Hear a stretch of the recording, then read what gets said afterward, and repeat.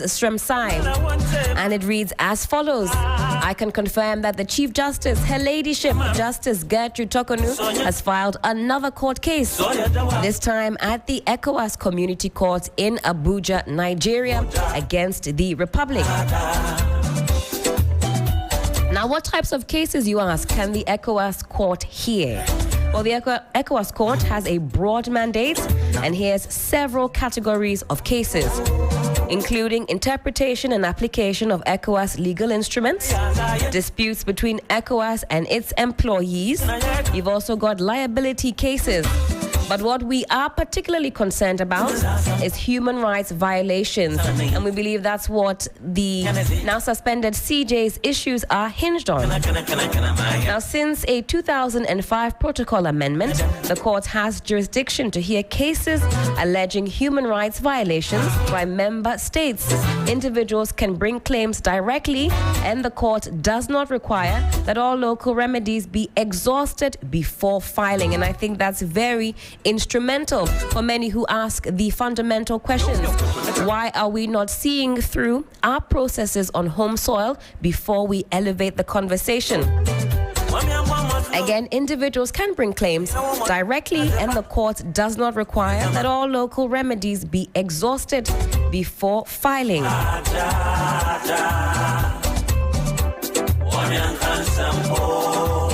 Now, the ECOWAS Court has explicit jurisdiction over alleged human rights violations committed by member states, of which, of course, the Republic of Ghana is a member state.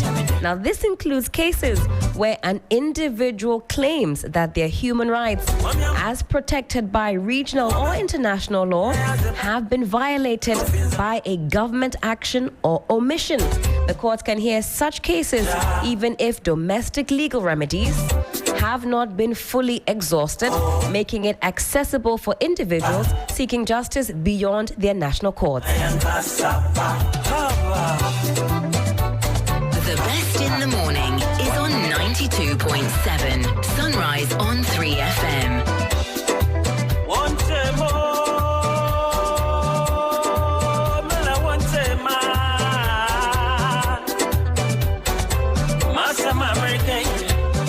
Now, with that small foundation on the locus of the ECOWAS Court of Justice, let's get onto the phone lines and speak with private legal practitioner Christian Malmhesi, and we'll be talking through this latest development, also highlighting some key issues that have happened so far.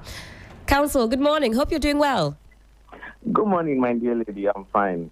Thanks for having me this morning. Thank you so much for making the time for us. Now, we caught wind of this court action as advanced by now suspended CJ via an ex-post from the Deputy Attorney General. We know that the processes on home soil are still ongoing, and that the ECOWAS Court of Justice doesn't necessarily require that the processes domestically here in Ghana be completed before suspended CJ seeks some remedies in that particular court. But seeing how the case has traveled so far, would you consider an action like that premature based on the context of what we know now? Yes. The point is that if a legal remedy is available to someone, that person need not wait to exhaust other means. Once the ECOWAS Court of Human Rights can entertain that particular application by way of its jurisdiction being invoked, that suffices. It only stands to wisdom that yes, you have other pending matters, and by way of that, one could exhaust that before moving on to mount another. But by way of knowledge, it can differ. And that is what I've just submitted preliminary, that by way of knowledge, once the court can entertain it, irrespective of whether she's at the High Court, she's at the Supreme Court by way of the review jurisdiction of the Supreme Court, nothing but from further mounting other fights in this contest, what she has just filed at the ECOWAS Court of Human Rights, as the learned Deputy Attorney General indicates. Certainly. But a lot has still been said about this action that now suspended CJ has taken. And as you clearly have stated, and as we do know, the processes at the national court, so in the Ghana courts, must not be exhausted or do not have to be exhausted before this other action is taken. But would you say that it is prudent to do so, or would you consider it still premature, just as by way of an opinion?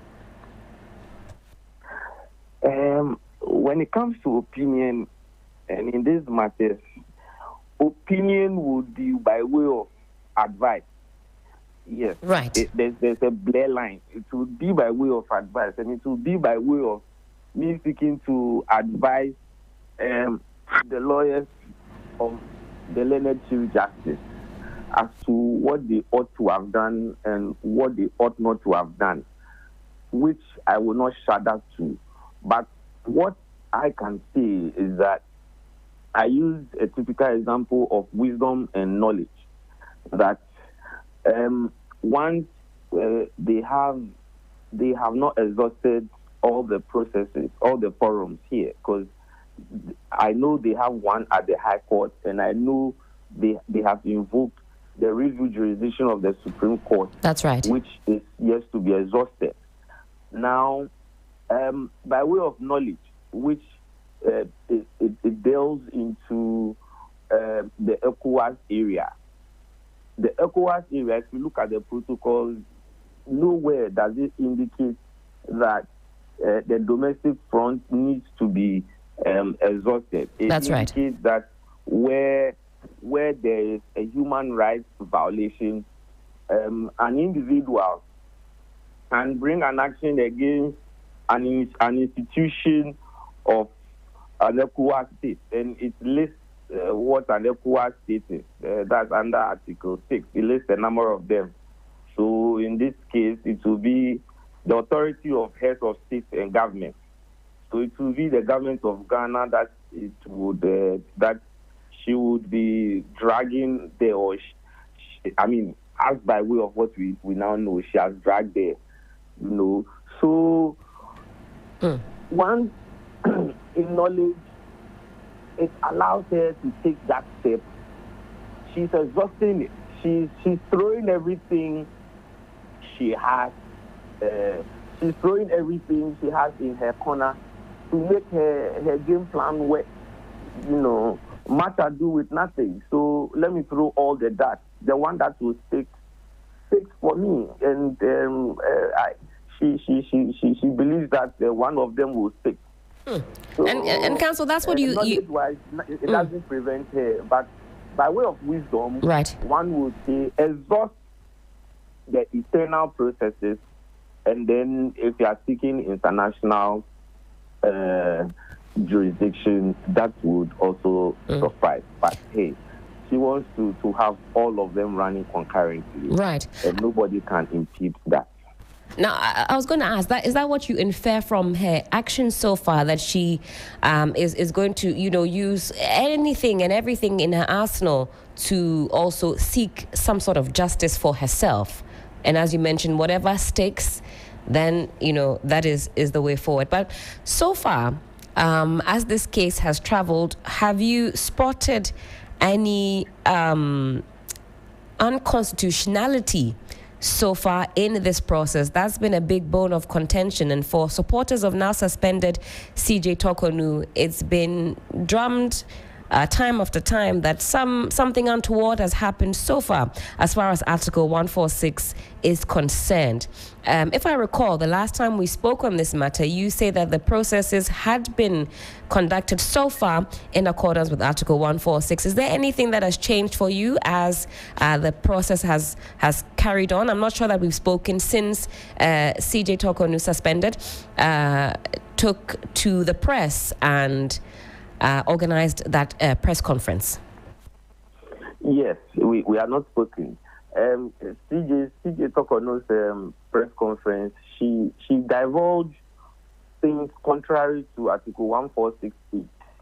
And in Article 1468, matters of the proceedings are to be heard in camera, and they are to be held in secrecy, to protect the independence and integrity of the judiciary, and also the office of the Chief Justice. That was elucidated by His Lordship Justice Dateban, in the Tum versus Attorney General case. That, and also in the Ghana Bar Association versus Attorney General. There are a number of authorities that speaks to Article 1468. Now, the learned Chief Justice coming to put all of that out was very unconstitutional. But I believe she knows about that, and right, and she decided to do that all together, probably to appeal to emotions and also let people know what is happening in there, even though what she did was unconstitutional, appealing to emotions of persons. Now, one would say that she could have waited for the process to end and bring Procedural to quash the decision, right, citing issues of unfair trial. Citing that, she had issues of unfair trial, contrary to Article 19 of the 1992 Constitution. But where the process is ongoing and it is to be heard in camera, now the Supreme Court decision was that the supplementary affidavit, the whole essence of it or the substance of it, is divulging in-camera proceedings to them. And they declined that invitation because once they are inclined to that invitation, it means that they are participating in an illegality, which would contravene Article 1468 and the cases that I had mentioned. So they declined that invitation. Hence, it was struck out. Now, she has sought for review. And I do not know whether she has sensed the possible outcome of it, because, yes, as lawyers and judges, definitely, we sometimes anticipate the probable outcome of legal arguments pending ruling. Right.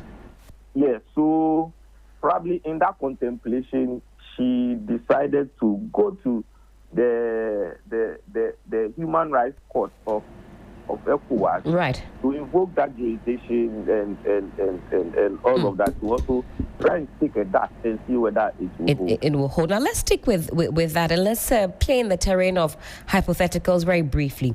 What are the implications for judicial independence if the ECOWAS Court rules in favor of the Chief Justice, for example?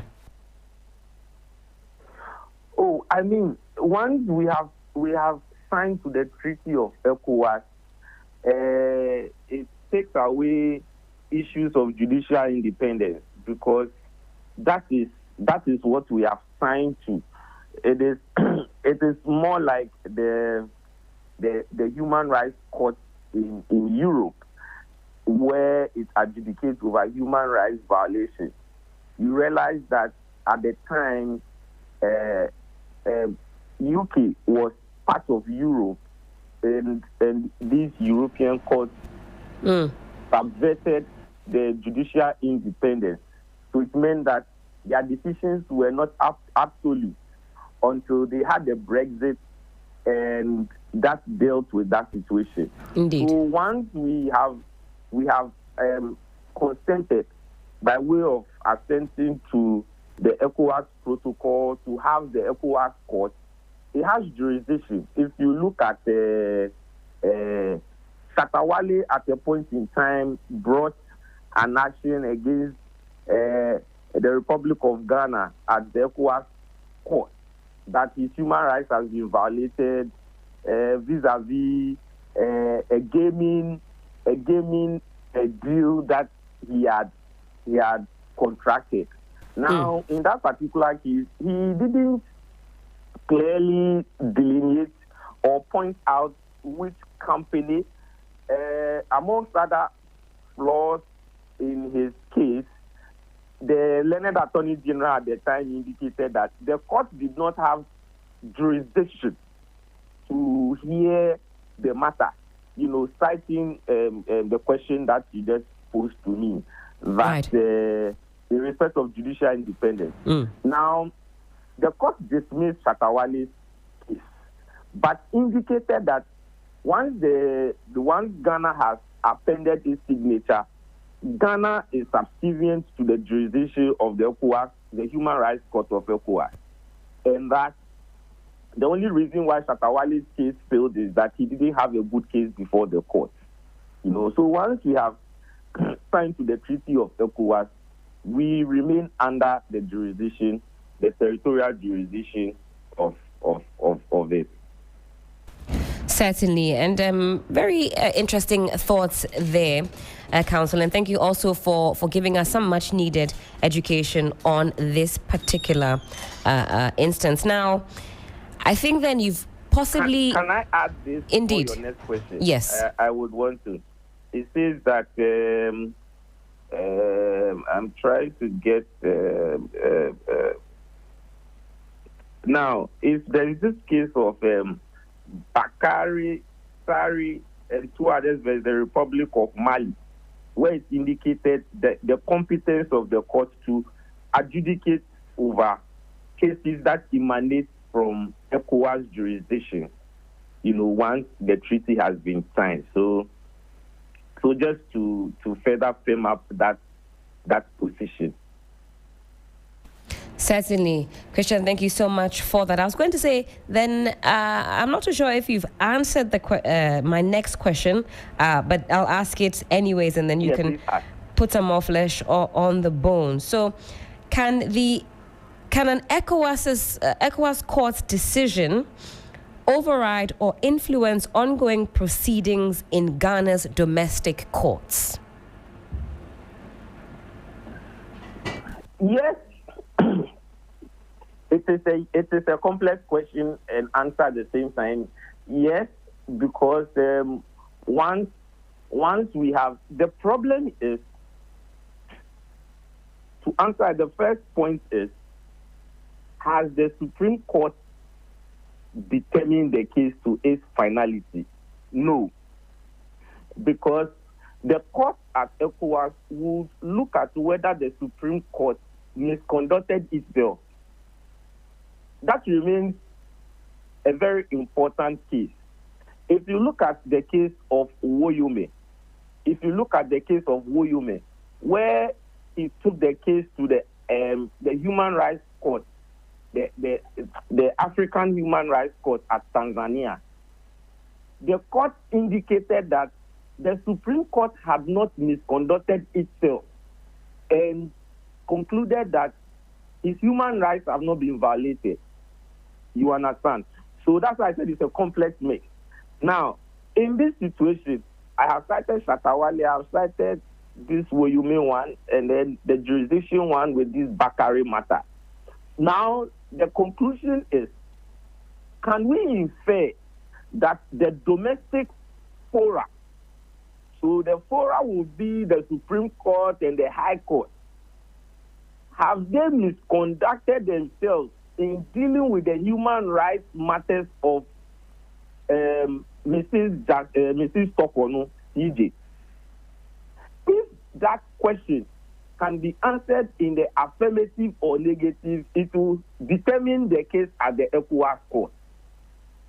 But if that matter, if the Supreme Court, number one, has not concluded the matter by way of review jurisdiction, for the court to infer whether the court here has misconducted itself by infringing on the human rights of Mrs. Tokono, then that will also be to her detriment, because the court is going to look at the processes, the decisions of the court vis-a-vis our constitution, and come up with a pronouncement.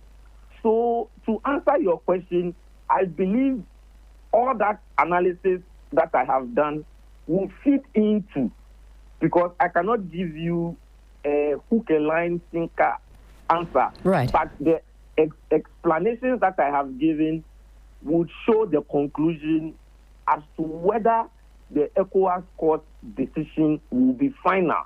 It will be final based upon the determinations of the decisions of the court here, as to whether it has misconducted itself by way of infringing on the human rights of the learned Chief Justice. If it has not done that, then the learned Chief Justice has a clean case at the ECOWAS Court. If the court has indeed violated, or let me say, if the court, to be the High Court and then the Supreme Court, if the court have violated her human rights, then she would have a field day at the ECOWAS Court. So these are legal technicalities that will play out at the ECOWAS Court. Absolutely. Her case in simplicity. Absolutely, and it's one that we certainly keep a keen eye on. Counsel, thank you so much for your time this morning. Always a pleasure, and thank you for having me, giving us some extra context in this particular matter. But let me come back in studio, and I have Victor Adawudu, private legal practitioner, also a member. I beg your pardon. Let's correct that immediately. Sir, hello, good morning. Good morning. Which name have I gotten wrong? My name is Theophilus Jimega Jr. Wrong number, as we say. Mr. Theophilus Jimega Jr. Jimega Jr. I believe you're also a private legal practitioner. That is so, and an engineer. And an engineer, and a member of the National Democratic Congress. Communication team. Communication team. Yeah.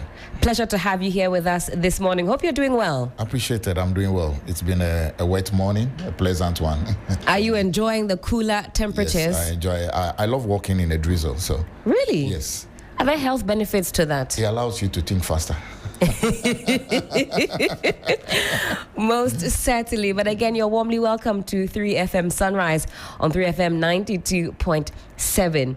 Now, we've been talking about the latest twists in the events as far as the removal of suspended CJ Gertrude Tokono is concerned. Yesterday, by way of an ex-post, we saw from the Deputy Attorney General, Dr. Justice Shamsai. He's let us know, the good people of Ghana know, that now suspended CJ has taken this matter to the ECOWAS Court of Justice in Nigeria. And we know that they do have that jurisdiction to look at matters like this because we are a member, a member state of ECOWAS. We've been seeking this morning to truly understand what kind of implications that could have on what is happening on home soil. So Theophilus, please weigh in on that for us. Good morning to your listeners. It's a pleasure having me here. One, I am surprised at where the suspended Chief Justice has headed to. Reason being that before the ECOWAS court will assume jurisdiction and will say we need to hear this matter properly, they will be asking themselves, have you exhausted all domestic remedies? Why would they ask that when that is not a requirement before an individual actually goes to the ECOWAS Court of Justice? It's a requirement. It's a requirement. They might not ask that, you see, except there are barriers in your way in the country where you cannot seek justice. If you're able to prove that there are those barriers, for example, you are being chased, you are likely to be killed if you appear, and that you can move on to say, so there's no way I can get myself to that court and get a remedy or justice out of the domestic court. Now, until you're able to do that, they will ask you, once you have not been able to remove those, you have not been able to exhaust all the remedies.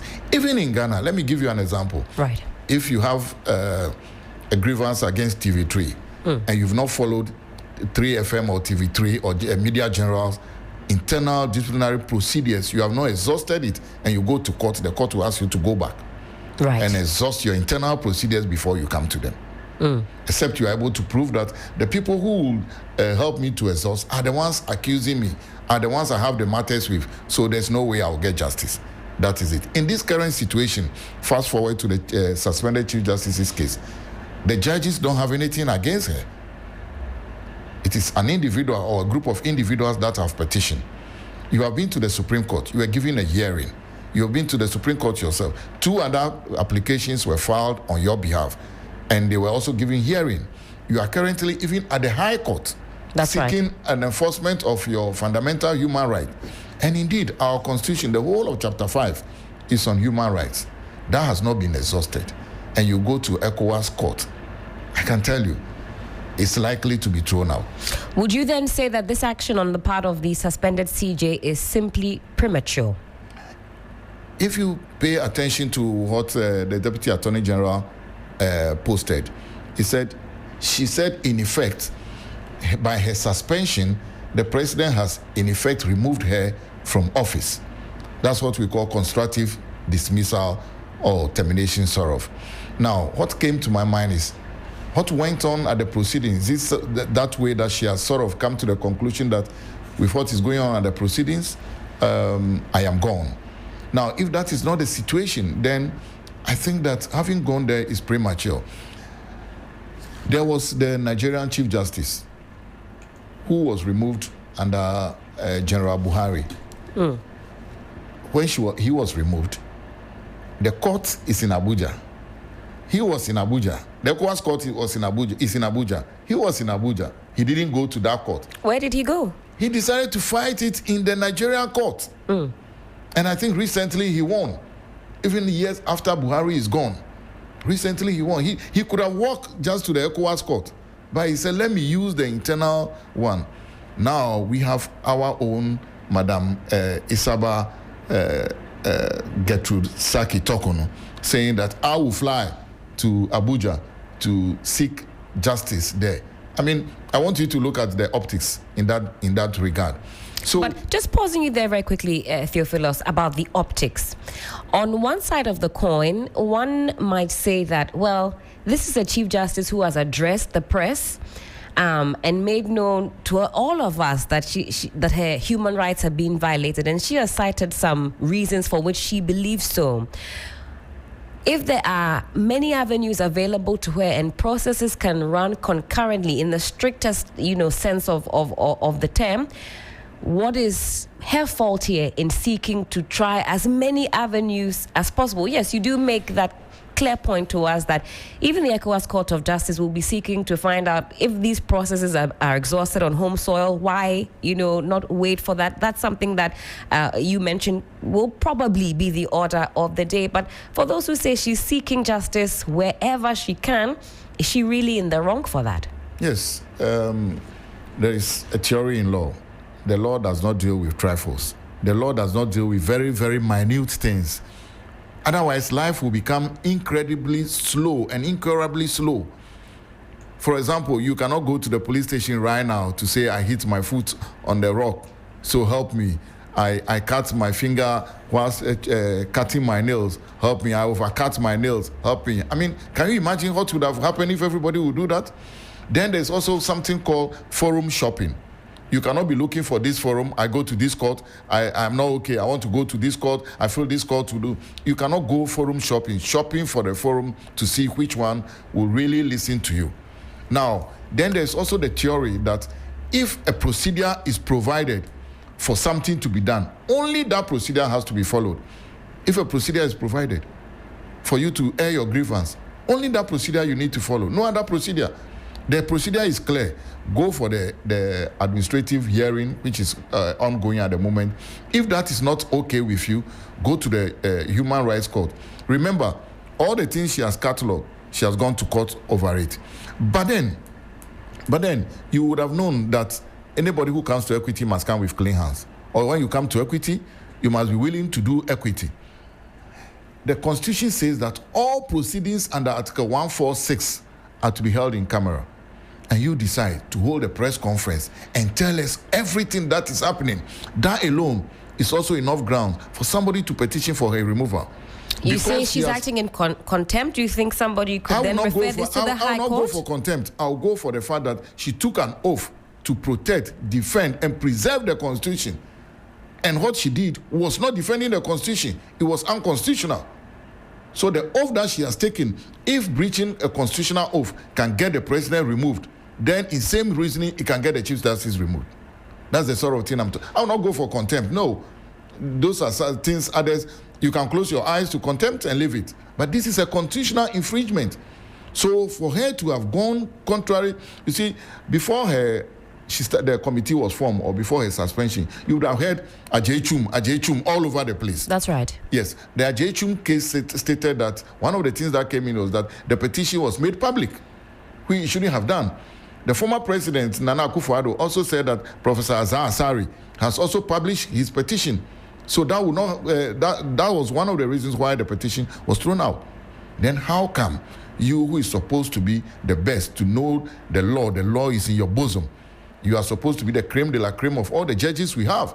You are the topmost judge that we have. So I can presume with all certainty that you know the law better than all the others who are into the law field.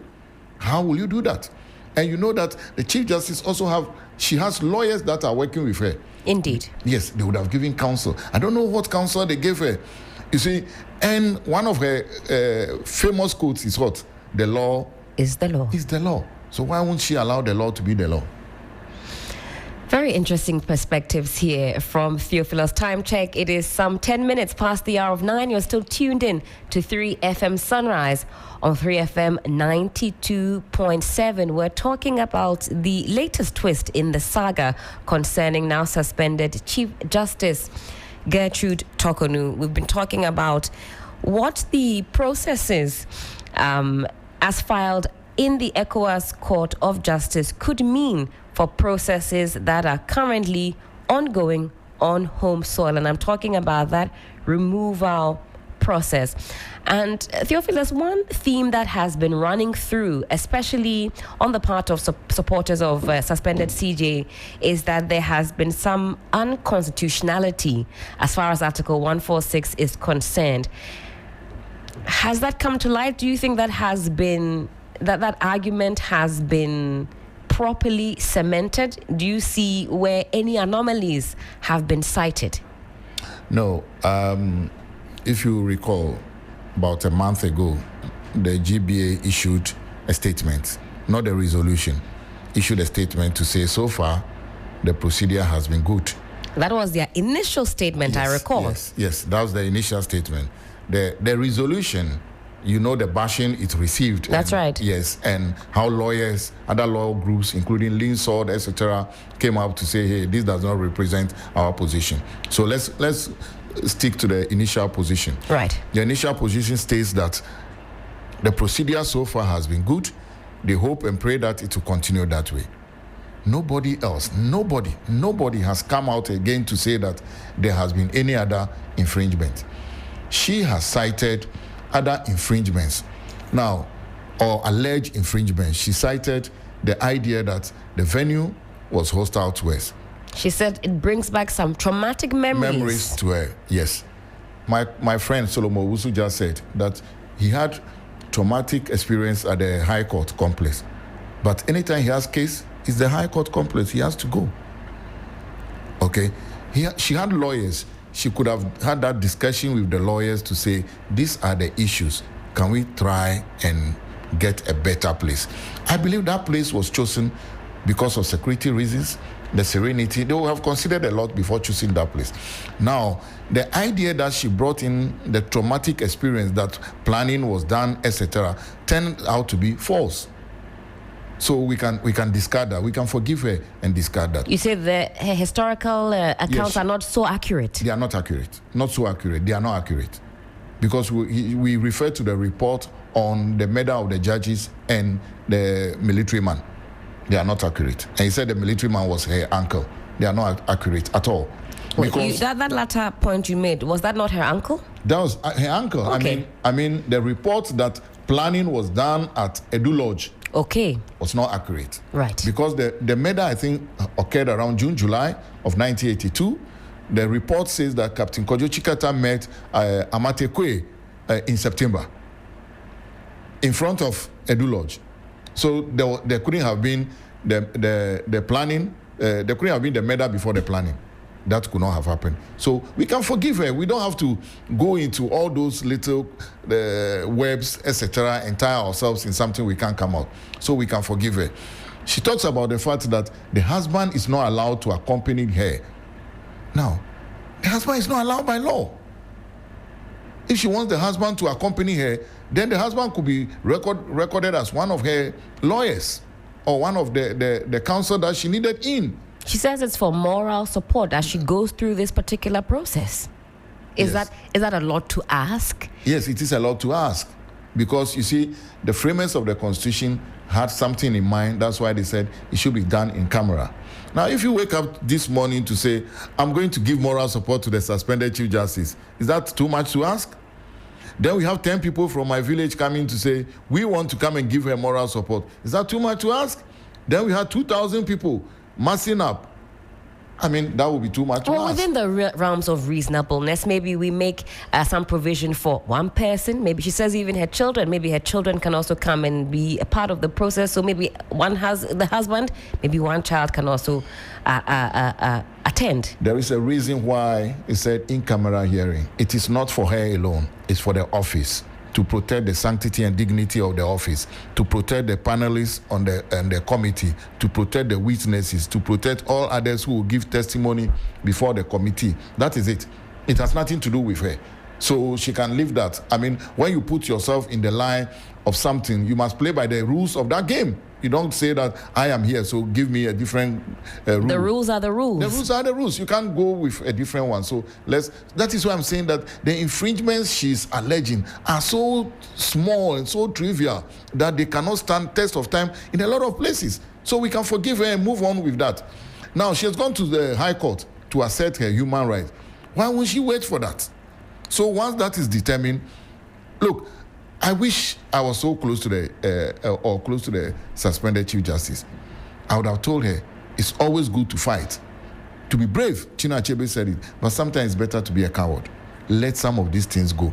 I was really surprised, sad, when I saw her appeared in the Supreme Court herself. I don't know whether you saw the videos, the news item, when people were trying to take picture of her. Indeed, she was descending and the cameras were all over. I don't think you found that nice. I mean, and aside that, the part that I feel a bit sad is when you go to court, the clerk will mention your name. So the clerk of the Supreme Court, who used to tremble at the mention of her name, that the Chief Justice is coming, will now say, Her Ladyship, Justice Saki Tokonu. Then you will stand up. Then she will turn and say, Up my laws, applicant present. Then she will do sign for you to sit down. I mean, come on. That is not too bad, but how can you lower yourself to that level? Have some dignity. The one that you have, keep it intact. And I believe strongly, if steps had been taken behind the scene to have done some negotiation, by now maybe some good English would have been written from the presidency, would have all read it, and maybe she would have said for the unity of the institution, etc. Then I am going. Again, as someone will say, why is it that she does not trust the judiciary, which she was head of for all this while, and now she wants to go to ECOWAS Court of Justice? That will be our imagination. Assuming that she comes back, which I'm praying she does. Assuming she comes back. Theophilus. Yes. That has piqued my interest. You're praying that she comes back in her capacity as active and acting Chief Justice. No, given everything. Not as acting. She comes back as a Chief Justice. Fully reinstated. Yes. I am telling you that. Theophilus, do you think I believe this particular line of... Watch my lips. Right. NDC has no interest in her removal. NDC as a party has no interest in her removal. None at all. None. We don't have any interest in her removal. People can give their own stories, etc. Presidents, when he was campaigning, said ABC, some which turned out to be false because they cut tapes and joined them. People can say they don't have any interest. Assuming she comes back, will she be able to work with those same people? There will be a very toxic environment because she has already taken some of them on She has taken at least the committee members on, and she has gone to the same court, and her colleagues have ruled against her. How will she be able to work with them? The environment there will be toxic. And she has to empanel them. She can't be on every panel herself. She can't be 5. So I think that we have reached a stage where the Chief Justice should say, let me pause. It is now rainy season. Let me relax. Let me let go.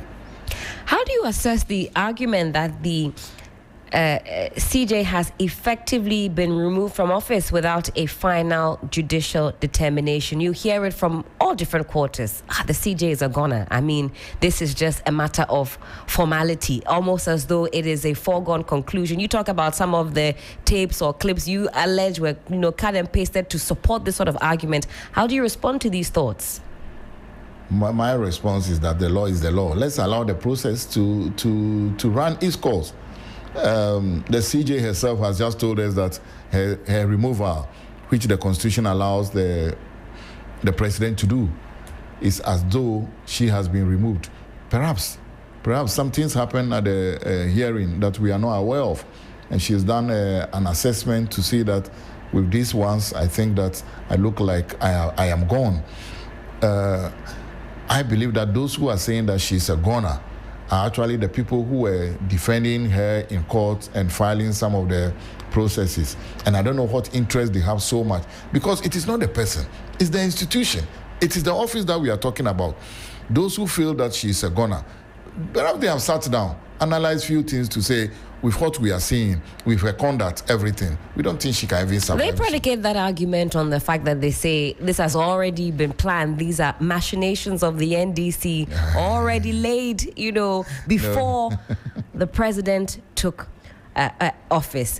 But we can park it here on this particular conversation. It's one that we're keeping a keen eye out on, and I'm sure that as the days and weeks and months progress, we'll be getting to know more. So on this particular issue, Theophilus will park it here, and I want us to get into another very important topic, one that I know you're very also keenly interested in. But time check, it is some 20 minutes past the hour of 9. Theophilus Jimega Jr. Esquire is in the studios with us. He's also an engineer and part of the NDC's communication team. So far, we've talked about the processes concerning the removal of now suspended CJ. But I want us to get into Ayawaso North. This morning, we talked about it in some detail, but let's listen very briefly to the General Secretary of the New Patriotic Party, Justin Frimpong Kodia, talking about what they intend to do as far as July 11th is concerned. And by July 11th, I'm talking about Friday, D-Day, as the EC has slated for a possible rerun. I say possible because I don't know where we go from here, given what has transpired so far in Ayawaso North. They mentioned some 19 polling stations. Take a quick listen. We'll come back in studio and talk some more. Madam J. Mensah and the team, please follow the directive of the court, which is complete the coalition and declare the winner for Ayawaso North. Enyanwa yeshamu ewaha.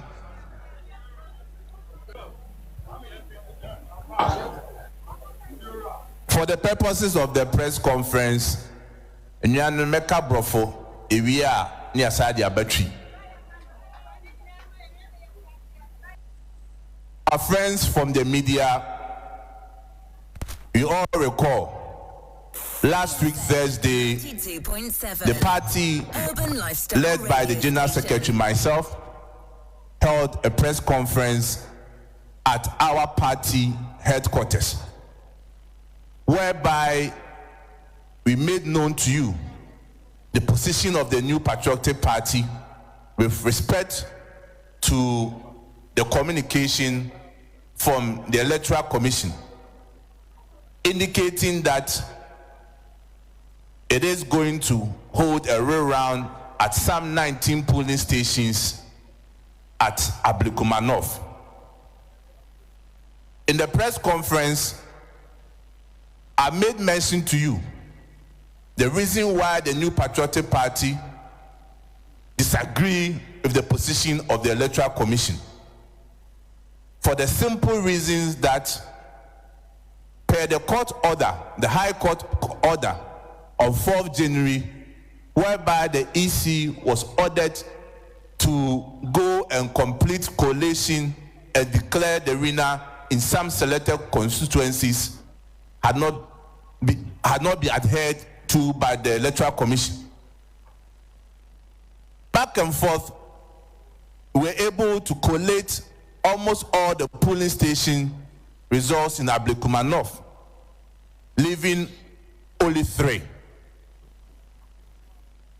And therefore, even with respect to a letter that I wrote to the Electoral Commission on the 3rd of June, asking about the update of Ablekuma North, whereby the Electoral Commission confirmed to the New Patriotic Party that indeed it is left with only 3 polling stations.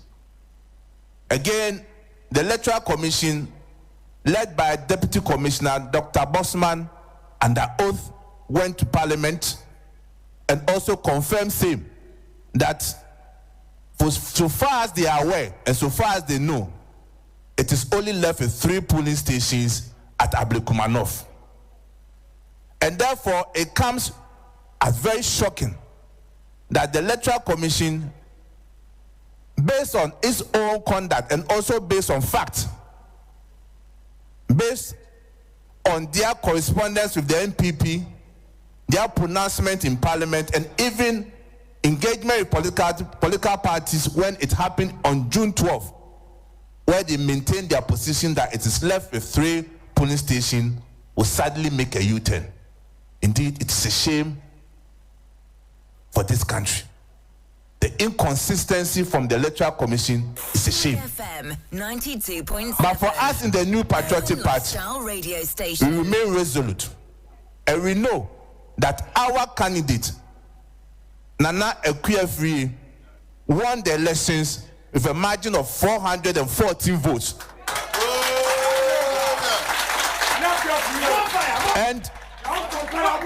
And this is based on facts and figures. And this is based on facts and figures. You're just now listening to the voice of the General Secretary of the New Patriotic Party. Now, this concerns the NPP's boycott of the Ablekuma North rerun. Sometime last week, I believe, the EC made it known to us that they were seeking, or that they would be conducting a rerun in some 19 polling stations in Ablekuma North. You'll also recall that some now, maybe 2.5 weeks ago, on the floor of Parliament, Deputy EC Commissioner Bosman Asare mentioned that there would be no rerun. The NPP is asking why this U-turn, and we've also seen some reasons being put forth by, for example, the minority leader on the floor of Parliament, talking about some reason or need for the commissioners to protect their jobs. I'm still in studio with Theophilus, and we're dissecting these issues. Now, it's been some 7 months now. The people of Ablekuma North are still unrepresented in Parliament. There have been many issues that have come up. In fact, 8 attempts were made at collating the results of Ablekuma North. It all came to naught because we simply could not get consensus. There was a lot of fracas during these different collation attempts. We've seen how this issue has traveled. The waters, they appear quite murky, quite muddy. How do we move forward? What is happening come Friday? A couple of things quickly. So we thought your preamble.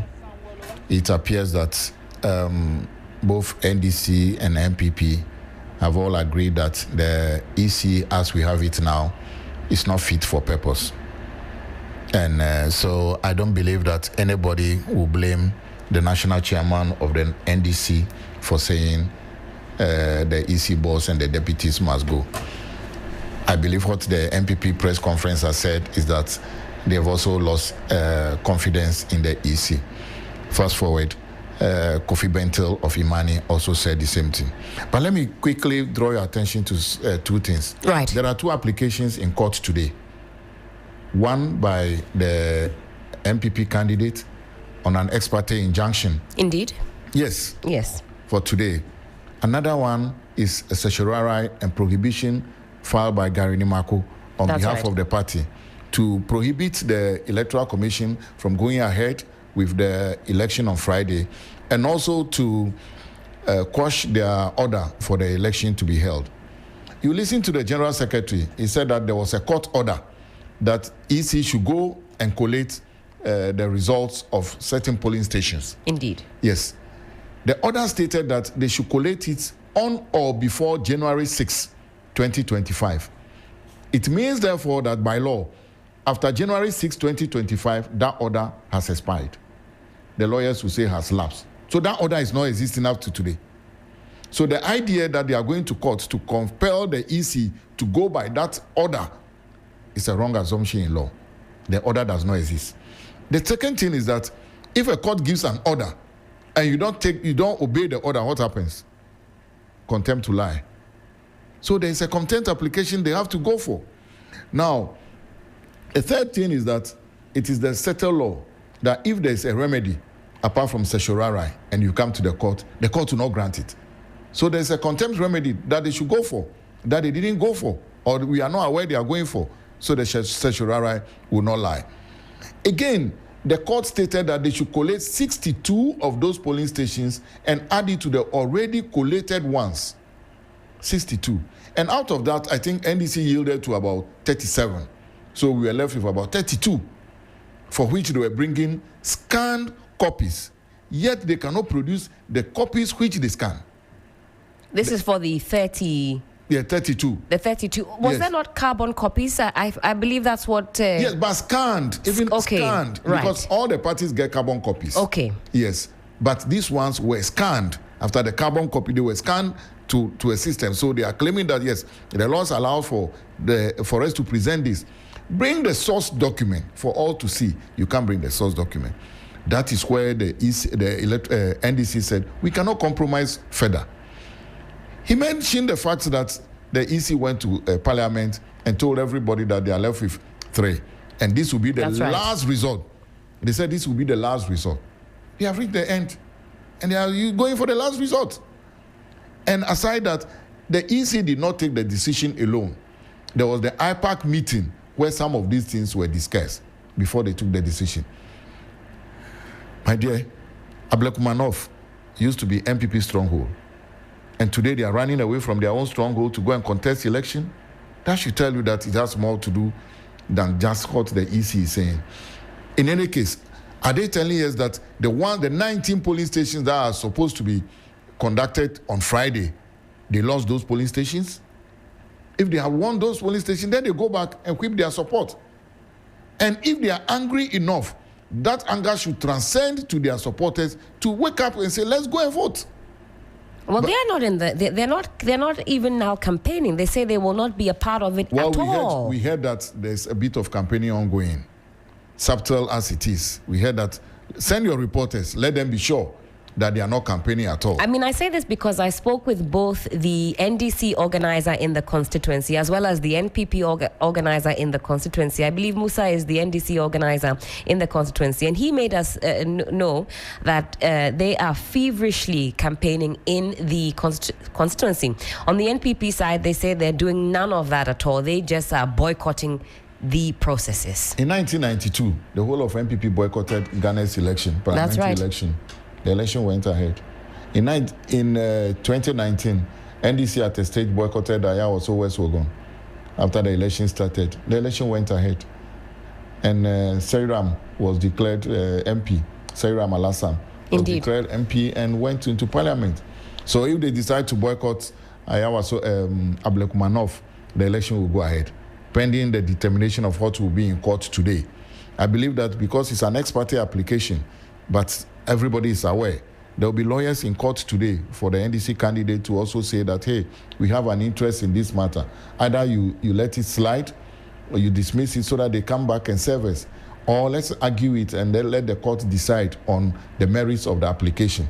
So you say the NDC will be in court. We know you are listed as interested parties along with the your candidate. You see, it's an ex parte application. Right. There are two types of application: one on notice and one ex parte. Right. Notice is you are informed that I'm going to move the application, come to court. Right. The ex parte means it's done minus you or at your backside.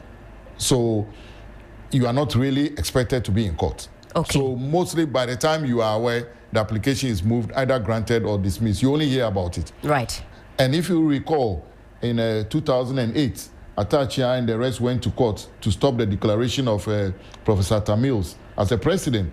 Luckily, the information leaked as today, and there were three Chikata and others in court that day that argued, and the application was dismissed. So today, this has all been on the social media. You are aware, I am aware. So the good thing is the lawyers of NDC or the lawyers of Rabina Obin will be in court to say, hey, we have an interest in this matter, listen to us. And the judge will be compelled to listen to them.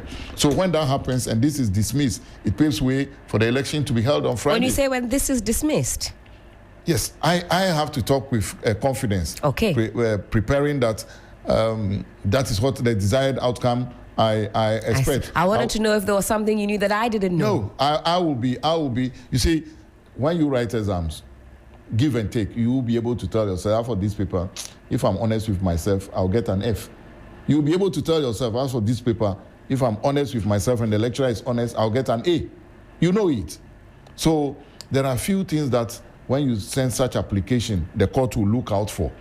One of them is that your interest as compared to the overriding interest of the constituents, your interest as compared to the overriding interest of the constituents. And they are going to go to courts to argue that there is an order subsisting, and the court will say that that order has expired. So if that order has expired, you don't have any right at law for which the law should protect you for. So if that happens, then what will be the option? It will be dismissed. Theophilus, thank you so much for your preliminary thoughts on this matter. We'll have a second bite on it. But let me also welcome into the conversation Dr. Samuel Efriye. He's a political analyst. Doc, hello, good morning. Yeah, hello, good morning, Helen. Hope you're doing well. Yes, I'm doing good, and greetings to your listeners. Thank you so much. Now, let's get straight stuck into this issue of Ayawaso North. I'll be honest, I don't even know where exactly to even start with my line of questioning, but where do we go from here? How do we build some sort of political consensus in this matter? Helen, we find it very difficult even talking about Ayawaso North, because the issues comes in here and there. There's a lot of confusion here. You know, I think most of the interviews that I've been trying to have, at least I'm having with you most of the time, centers on the EC. The EC needs to set up, in terms of how they can build consensus or have stakeholder meetings to ensure some of these things are handled in an amicable way.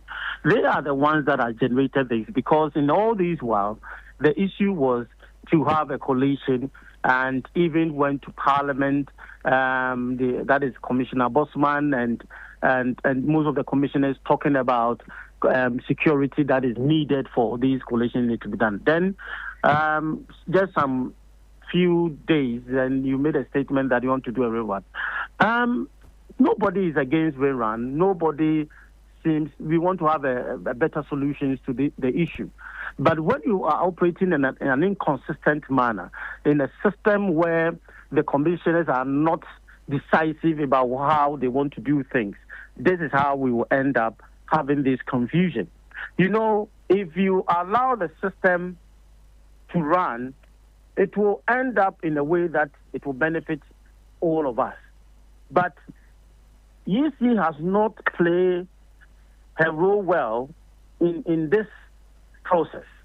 I think some constituencies will have some of these challenges, but gradually they were able to handle it. But the issue is that if the EC cannot confirm the results that the parties that are involved, then there is a problem.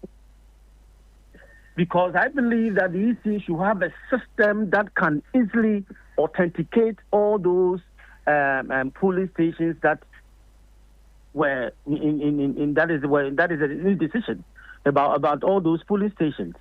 So if at the end of the day you cannot able to authenticate, then this is where the parties have to be involved in this situation. But the EC has not been fair. The EC has been incompetent in this part of these elections in terms of how they were not able to make the system, make the results available electronically or whatever means. They should have put system in place to ensure some of these things. So for me, EC has been incompetent in this management of that is Ayawaso North. And that is how we have all these things, court issues. We have rerun. Somebody say I will go, somebody say I will not go. And this will end up, at the end of the day, if MPP says that they will boycott, it's for the party. If the NDC also go in, it also add numbers to what they have in Parliament. But I mean, if you say it'll add numbers to what they have in Parliament, that's almost suggesting that it's a done deal for the NDC. What is giving you that impression? Well, you know, for the party in power, if you get numbers, it just reinforces your confidence. It just send a message to people that, and don't forget that seat is a MPP stronghold for all these while. So, taking that seat, I think that it will add some kind of importance to the NDC politics in that constituency. And if they're able to change that narrative, I think it will help the party in the future elections. So I think the NDC interest is not about just getting, but they want to send a message. They want to also prove to that even the strongholds are being overtaken by what? The NDC, that is the MPP, they are being taken over. And that is a message that they want to send. The NDC have the numbers already, but they want to send a message across the constituency and also to the Ghanaians that even they came to power within 7 months, they still the president and the party in government is being seen as one of the favorites, and Ghanaians are supporting the government. That is why they have even taken the stronghold of the MPP. So it's something that will be beneficial to the NDC. Would you say that then on the flip side, that is the reason why the NPP is reluctant to be or to participate in the rerun in these 19 polling stations? Over the last 28 years or so, that has been their stronghold, as you have also asserted.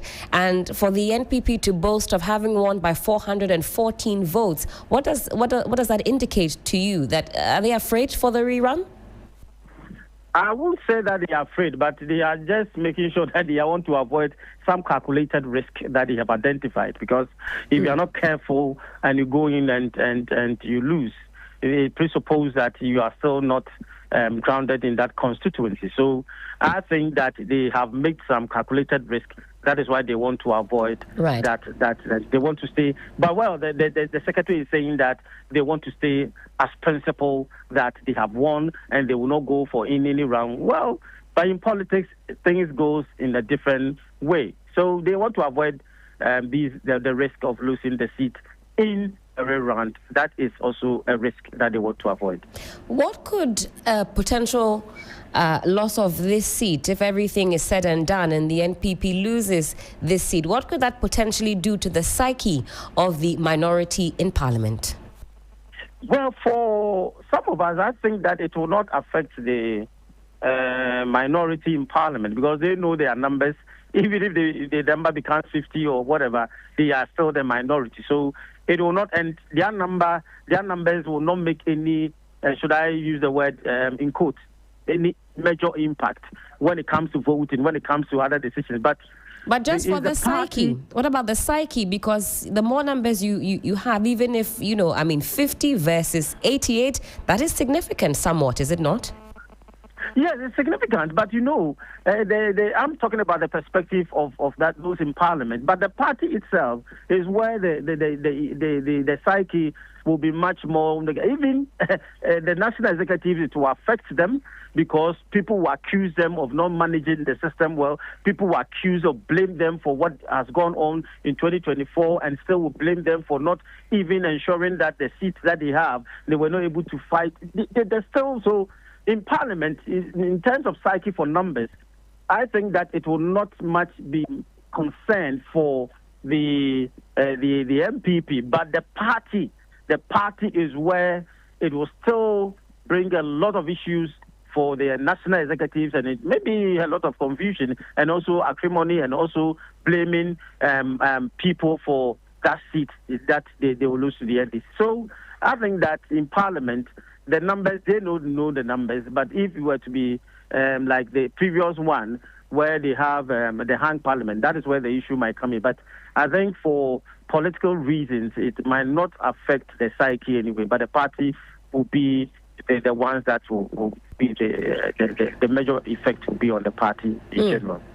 Certainly, Doc. Thank you for that perspective. And finally, if you were to offer some advice to the Electoral Commission moving forward, what sort of advice would that be so we can finally resolve this matter and the constituents in Ablekuma North can be represented in Parliament?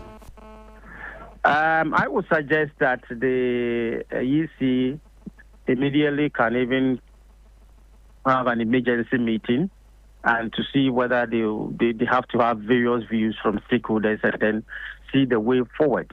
But I think that if they can hold on for the elections on Friday, I think it will be beneficial for all the stakeholders, and maybe they make a decisive decision in the days ahead. But if they hold on, I think it will be of interest for the EC, and so that consensus will be built.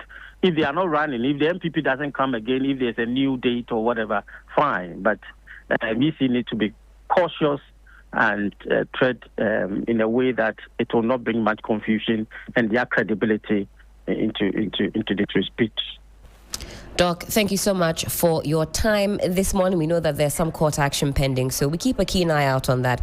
And of course, once that is settled, we'll connect again and get your thoughts. But let me come back in the studios. I still have with me Theophilus Jimega Jr. Esquire, and we can wrap up on this particular one. Theophilus, so you've also listened to the thoughts of Dr. Efrie on this matter. He talks about there being some more time for consensus building. The last point he made is that maybe the EC should hold on and carry on conversations. Although at this point, I'm not entirely sure what those conversations would look like, with both parties involved taking very entrenched positions. What say you? You remember the famous case of Apenyo Makins versus the Speaker? Indeed.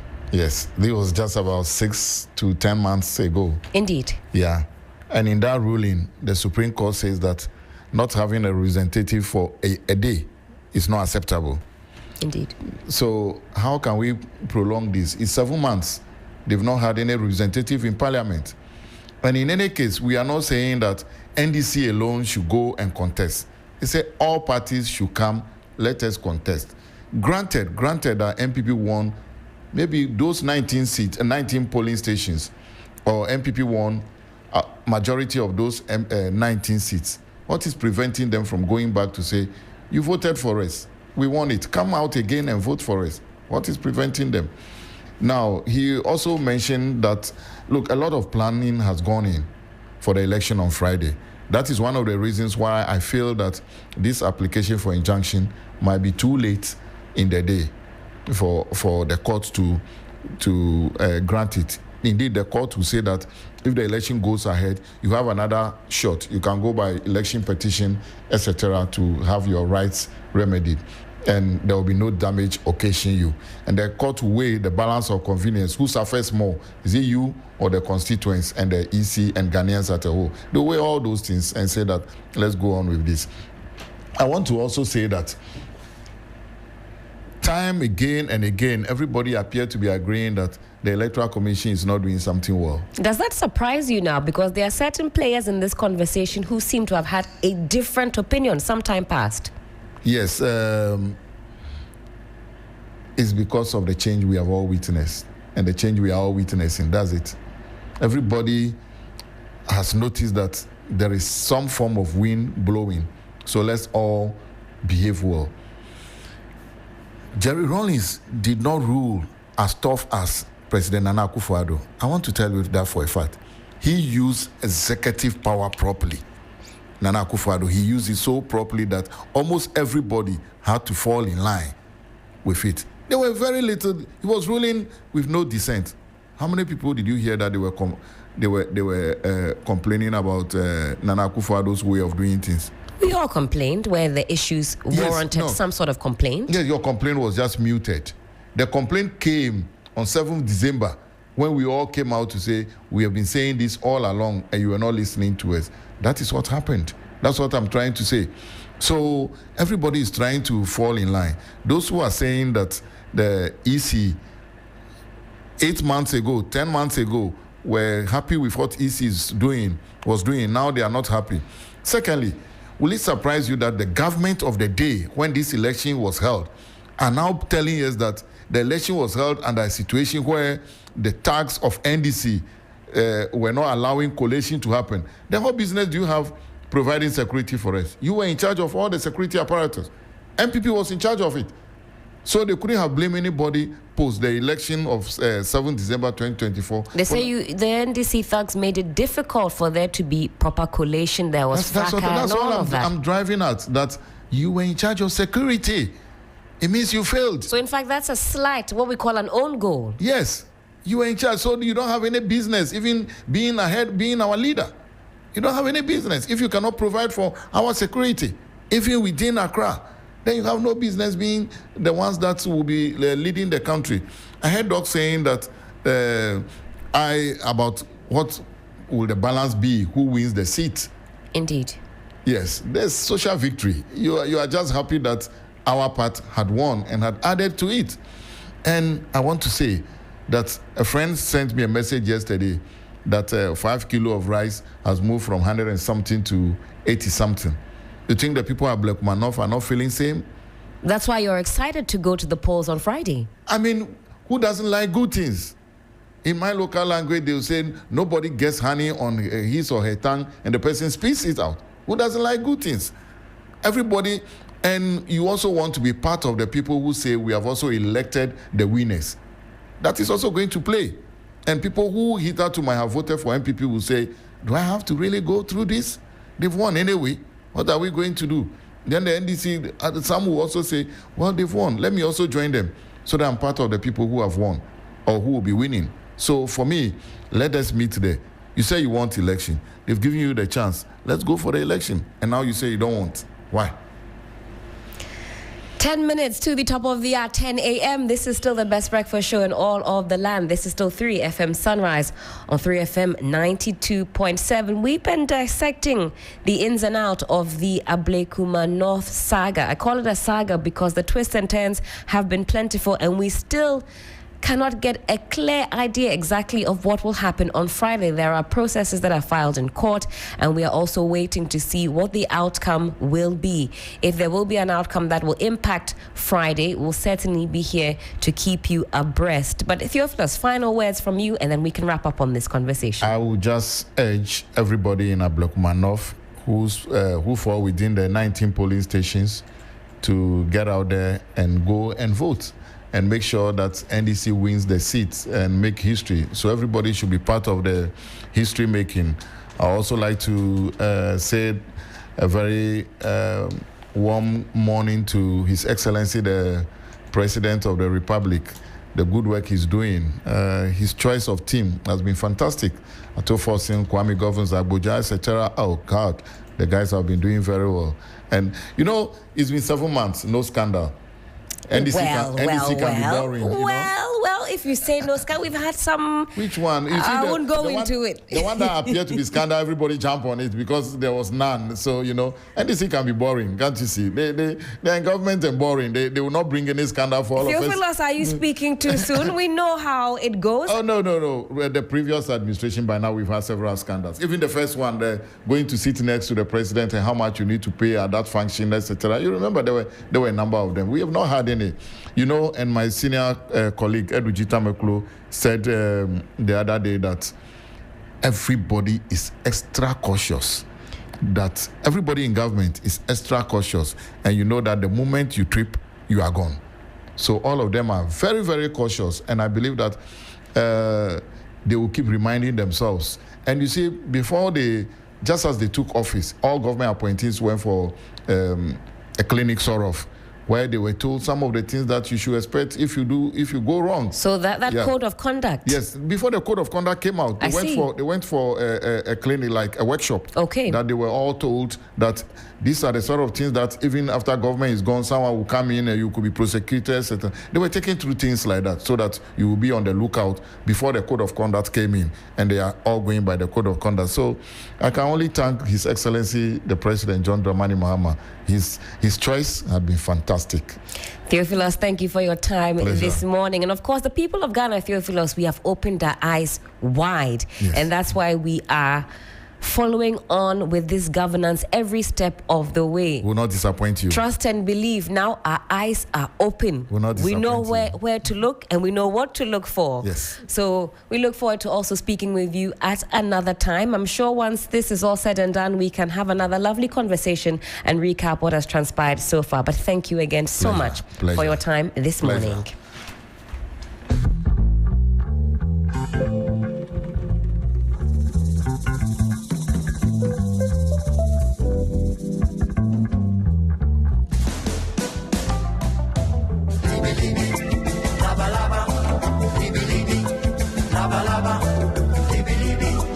Lava, lava,